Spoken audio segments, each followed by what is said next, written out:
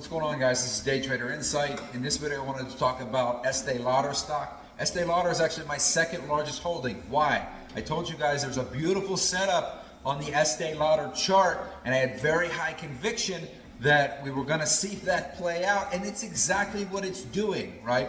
I've been trading for 10 years. I know what to look for with this, right?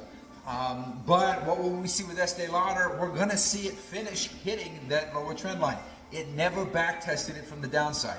This was an obvious play. This was a play that, you know, if I felt like it, I would have gone in with leverage. I just didn't feel like it. So I bought only shares, but it was a large amount of shares, and I'm going to end up making 10 or 50, close to 15% on all of those shares where I was in at, $63 or so, right?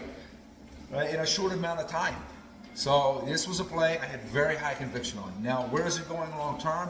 If you look at the volume profile, as long as the company can turn things around and sentiment turns around, and if we see the weekly candles turning around, as far as seeing a change in momentum, then the stock's going to like 150.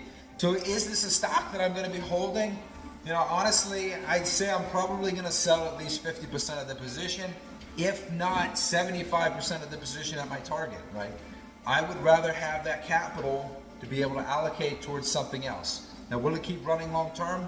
Yeah, again, most likely it's probably going to gravitate back towards that 150 level based on the volume profile, if it can get back above that lower trend line and if it can close that gap to 80. So maybe what my plan will be is sell 40 to 50% at that lower trend line target, and then sell another chunk if it gap fills to 80, and then let the rest ride all the way back to 150. I wanted to talk about Nike stock. Like I told you guys, you can see Nike going to $79 in the short term. Yes, it had a little bit of a dip there. That was a buying opportunity. I sold almost all of my Nike at $77 the day it started dipping recently. And the reason for that was I just saw a breakdown in price action in the overnight trading session, and then at 4 a.m. in pre-market. So that's when I got out. But did I buy more? No, I didn't buy more. Why? Because there was a better opportunity.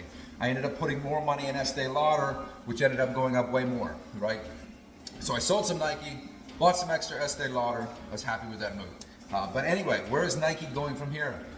If we can see Nike do a little bit of a turnaround here on the weekly candles, and I think all of these names that are really oversold, the Celsius, the Estee Lauder, the Nike, the other names like that have been beaten down, you may see all of them kind of turn around at about the same time. That's exactly what we're seeing. They're all moving upwards now. As far as Nike, I still see $79 in the short term. We'll have to see how price action evolves, and then I'll give an update prediction on Nike stock. Will I be buying? No, I will not be buying more. Will I be selling? I'll likely be selling 50% of my remaining Nike position once we get back to that $79 level.